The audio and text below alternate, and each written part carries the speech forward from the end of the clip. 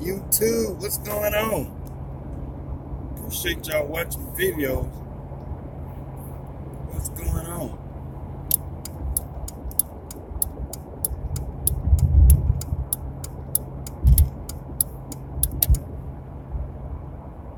What's going on? Hey, I thought I'd do a live feed real quick. Do a live feed real quick in the afternoon, you know.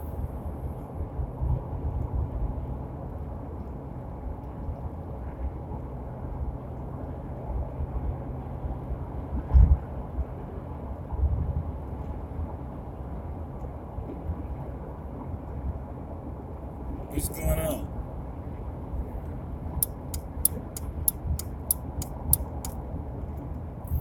But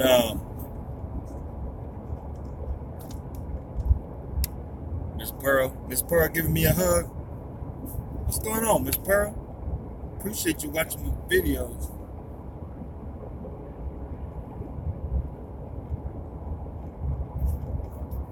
But I don't really have anything to talk about, y'all, man. I'm just checking in with y'all, man. Doing a live feed real quick.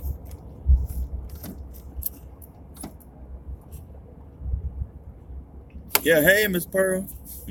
Got all them hands. Hey. But I appreciate all the love.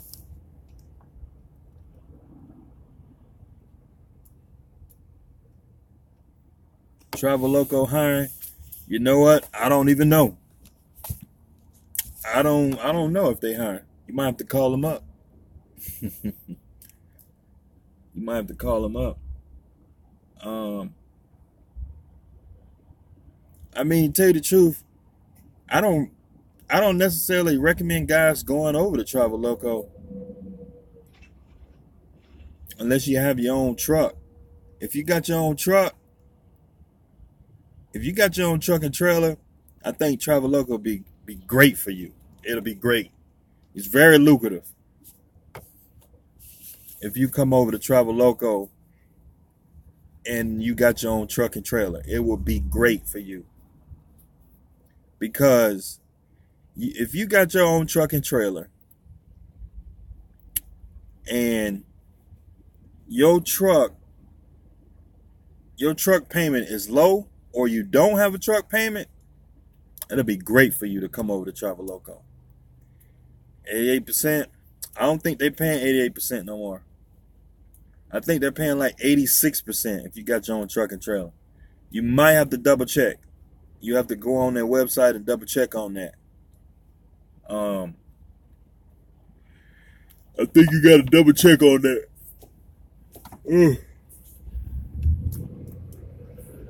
Sorry about that, y'all. So, guess what I did this morning? I went and did a drug screening. This morning for my own authority. So, for my own authority, I basically got to hire myself. I got to do a background check on myself. Oh, man, somebody got in an accident. Oh, man.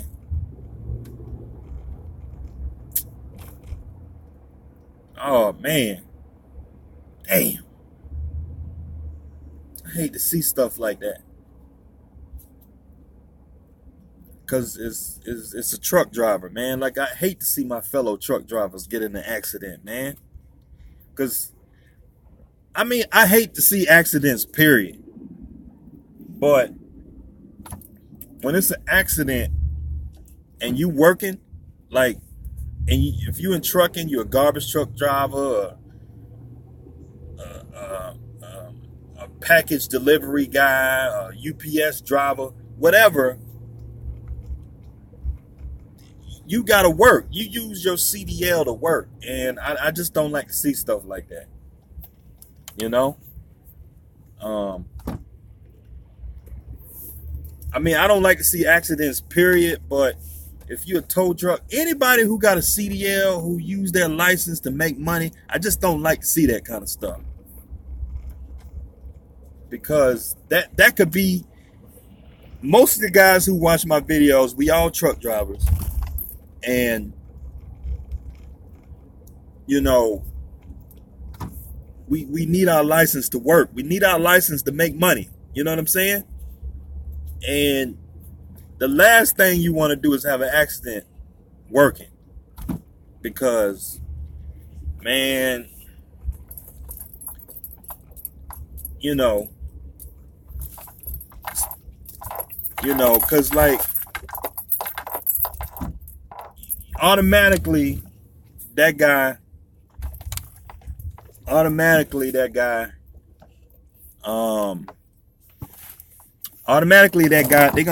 they're gonna send that guy out to get a drug test, right? He might even get fired. Because depending on whose fault it is. And he hit that truck real good. It's gonna be a lot of money, and that's the last thing you need, man. One, it's an accident while working. Okay, you're gonna take the hit for next 3 years. He might even get fired. I don't know. And if he gets fired, it's gonna be real hard for him to get another job. So, because you're going to have a fresh accident on your record. How are you going to explain that? I just hate to see stuff like that. Now, if you have an accident in your personal vehicle, it's still an accident, but it's not as bad. At least you can still work. You know. But when you have an accident in at work with us CDL drivers, man, you know, it's just tough. Look, it's a Volvo dealership.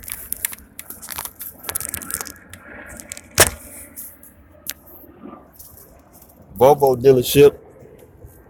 Across the street from a Volvo dealership. That's for Jeffrey L. I know Jeffrey L, he like his Volvos. So for y'all Volvo drivers, they go to Volvo dealership. But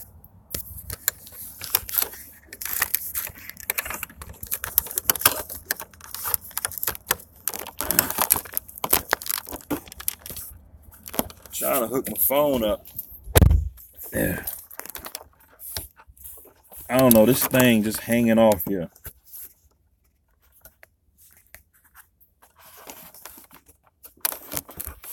I'm trying to get it to stay on there. But yeah, man, so yeah, it looked like the accident just happened. I would say at least 5 minutes ago. Because the police ain't show up yet. And you can see whether the steam coming out the truck, it looked like a fresh accident.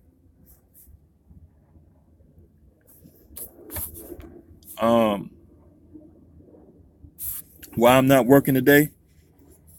I didn't see no loads that I want to run. And I got some stuff to do today, so I had to go and get my drug screening done. So I can be in compliance with my authority. So let me see. I got to piece my driver file together. So for my driver file, for my authority, I got to have a drug screening on file.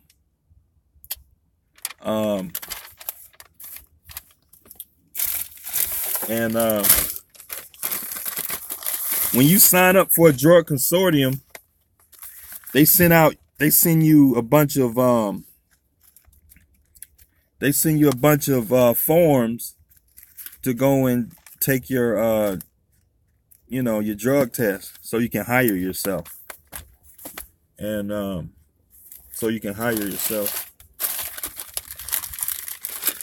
everybody want to go get their authority. I know they don't talk about this part though. Everybody want to go get their authority, but they don't talk about all the back office stuff you got to do to get your authority compliant.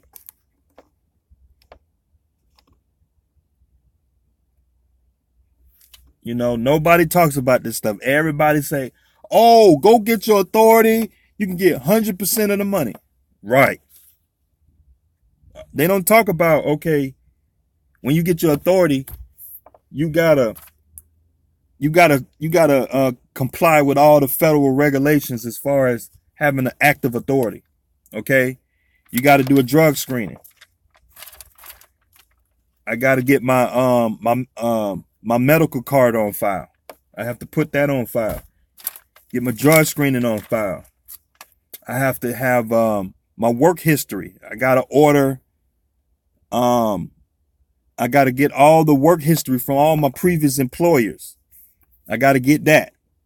I got to order that. I have to send out a letter to Snyder, JB Hunt, all the companies I've worked for in the last 10 years. Okay. I got to keep that on file because I'm hiring myself, basically. I got to get an inspection done from a truck. Okay. I got to have an equipment list showing that every quarter you got to get your equipment inspected. You know, just take it to a TA or take it to a TA or somewhere and get your truck inspected. You got to keep that on file. Okay. You got to keep all your DVIRs, your pre-trips on your logbooks. When you do your pre-trips, your DVIRs, you got to keep all them reports on file. You got to file those. Okay. I mean, it's a whole bunch of stuff to keep your authority compliant.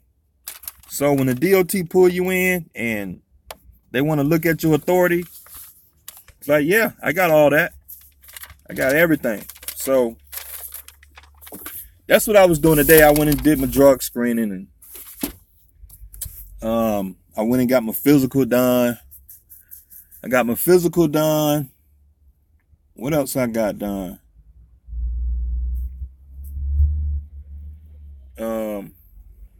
I got my physical done.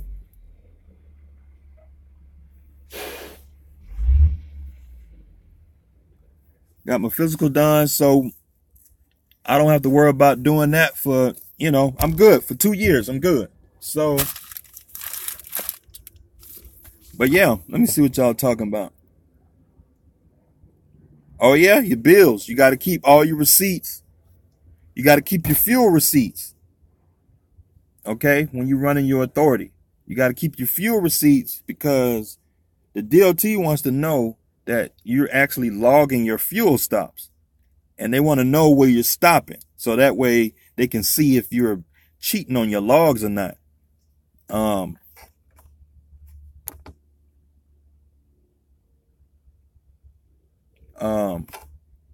Yeah, Miss Pearl, even though I'm not running a load, I'm doing all this managerial, administrative stuff today. So, you know, everybody want to get their authority. I went with Express Labs. It's a lot of drug consortiums out there, but I went with Express Labs. They seem like a good company. They seem like they pretty good. The program is pretty good. It's $100 for the year. If you can do a 3-year for $200, but I didn't want to pay the $200, so I just paid the $100 for the year, and I don't know if I want to stay with them or not, so I just did it for the year just to get my authority started. But Express Labs is pretty good, man. They pretty good. Yeah, Express Labs is pretty good. Like, they give you everything you need. You don't have to call nobody. Everything is automated. So you just go on to your account. You can order. So when you hire drivers, you can just send them drug screening, and you just send them out to a drug screening, and everything is automated. They got a template where you can have, when you have your own authority, you got to have a drug policy. So you go in there and they create a drug policy for you. You download that and you put that with your authority. You got to have a drug policy. Every company out here that hires employees, you got to have a drug policy. Okay. You got to follow all the government employee rules when you have employees. Even though you're owner operator, you still an employee of your own company. I still have to order a I think it's an I-9. I think it's an I-9 where it's some kind of identity verification. So whenever you hire somebody, you got to make sure that they're legally able to work in the US. So I got to order the I-9. I think that's the only thing I have to do now. I got everything I need. I'm still waiting on my ELD. It should come next week. So, I mean, I can run right now but I'm still trying to get set up with brokers. And once I get set up with a bunch of brokers, that way I'm comfortable, and then I can go out here and have a good amount of freight to work with, then I'll go ahead and call it quits. But yeah, man, that's just where I'm at, man. What's going on, Kurt Storm? What's going on? For your DOT new entry audit, your truck is required to be on site. For what I understand, I don't think so.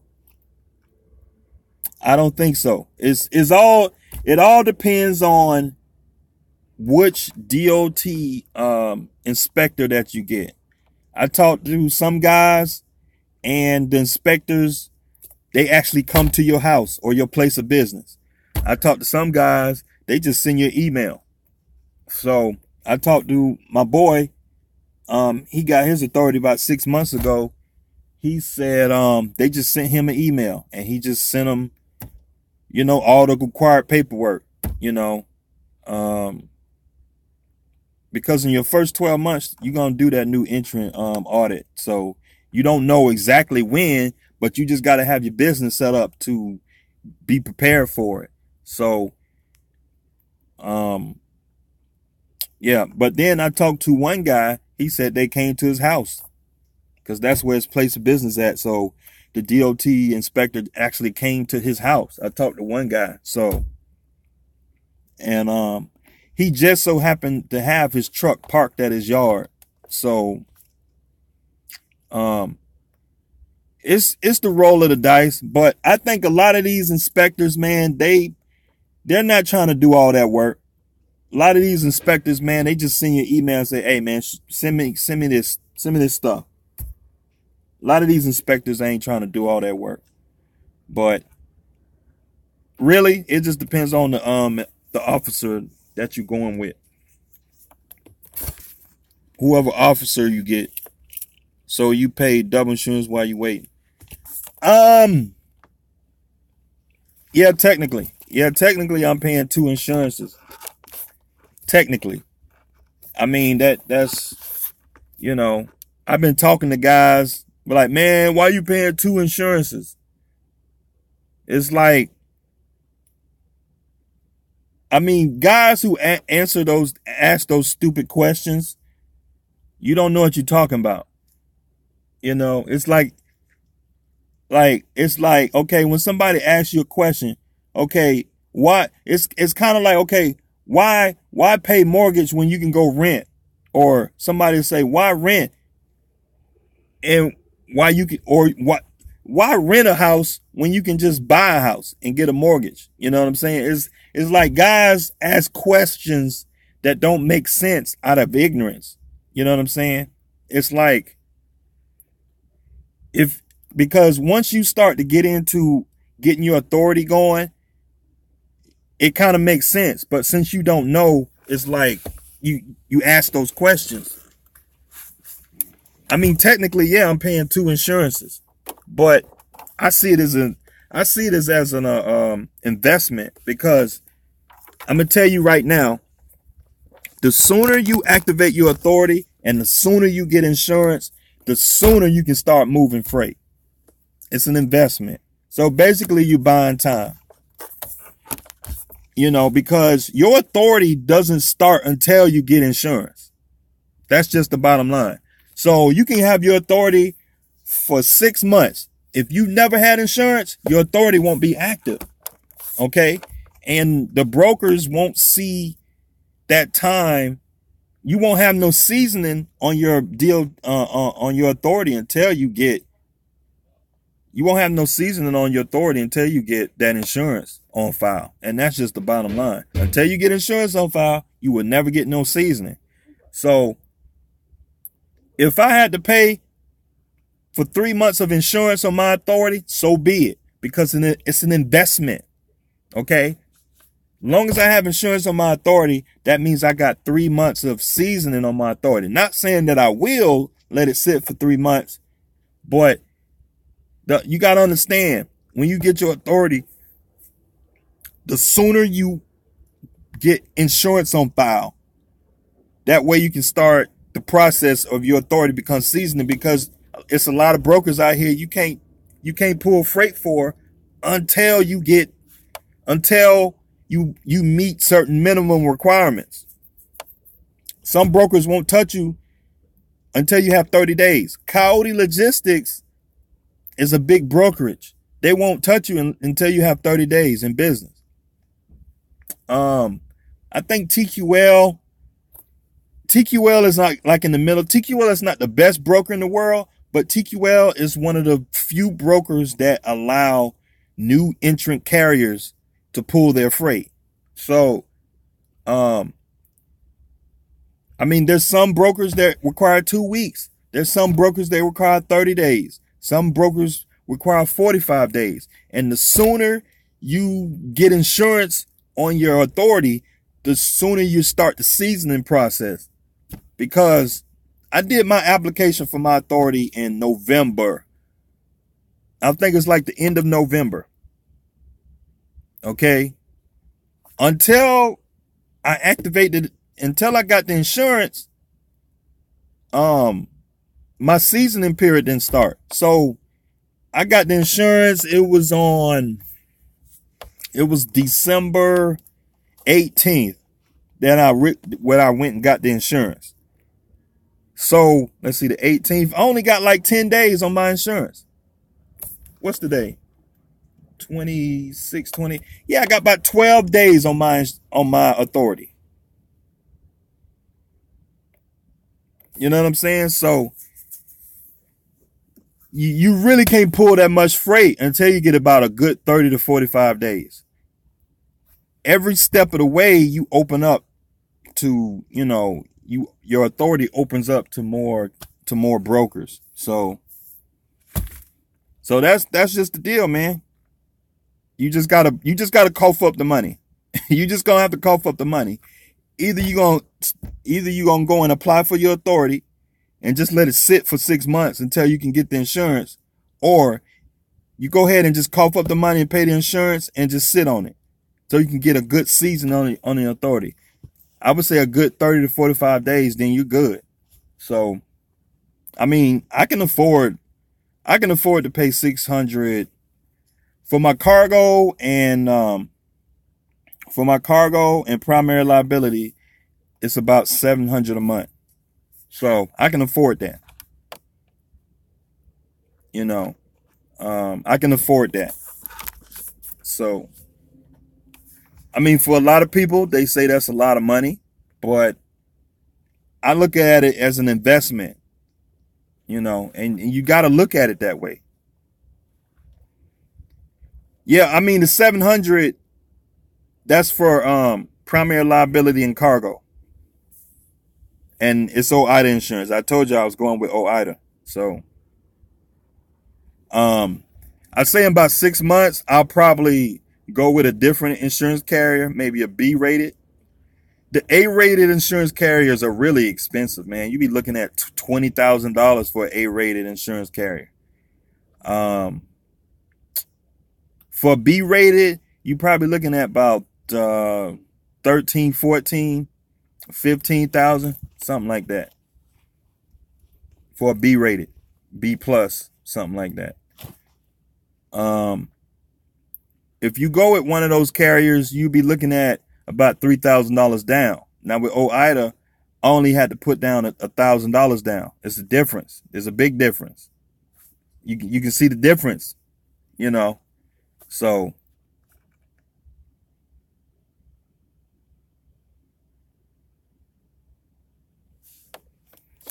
$35,000.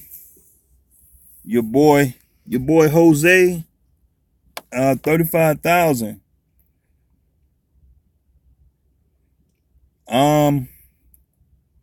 You could probably just get a virtual office. That's what you probably can do.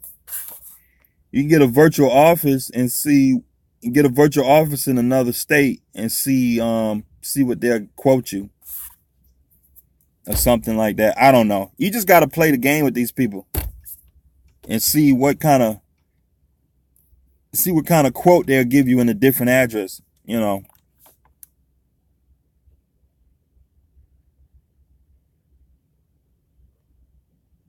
But so yeah, so that's my reasoning on paying two insurances technically, because I'm paying insurance driving for Traveloco because they deduct the insurance from my settlement. But you know, I gotta work, so you know, I gotta work. That's what you gotta do, man. You gotta work. A lot of guys think you just can go and get your authority soon as you get your MC numbers and you can just go run down the road, start pulling freight. No, it don't work like that, man. You're looking at a good 30 to 45 days before you pulling out one load. I mean, there's some brokers that could, there's some brokers that,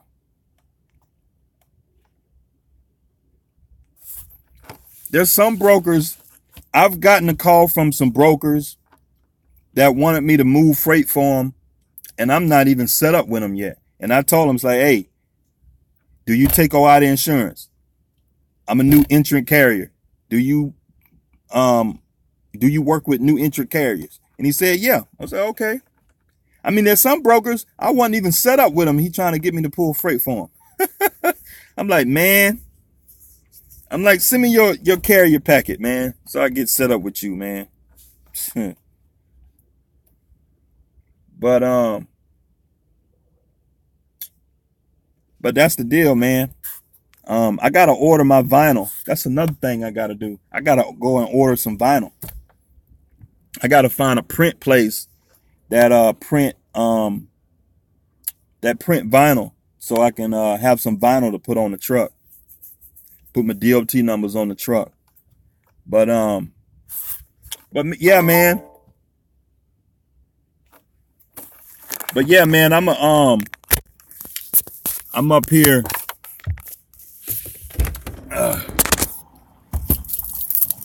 We'll go in here.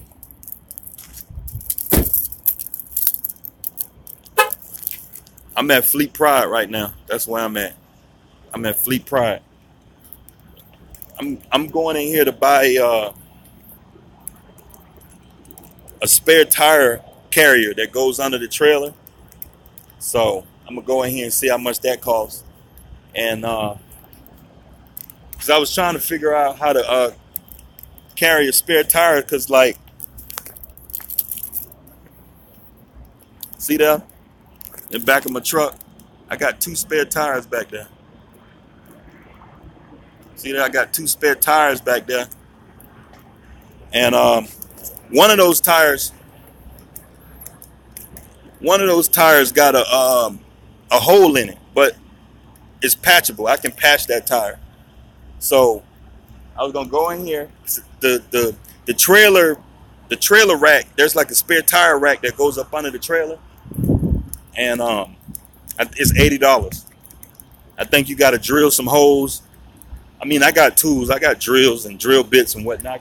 Drill some holes, mount that bracket, and then I'm putting them two spare tires up under there. And so I have some spare tires. See that trailer right there? See the rack under there? That's what I'm gonna get. See that rack up under there? I don't know if y'all can see it. Right up under the Chiquita sign right there. See it?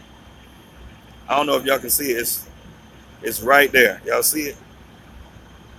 See it right there? But that's what I'm going here to get. Put a spare tire rack up under there and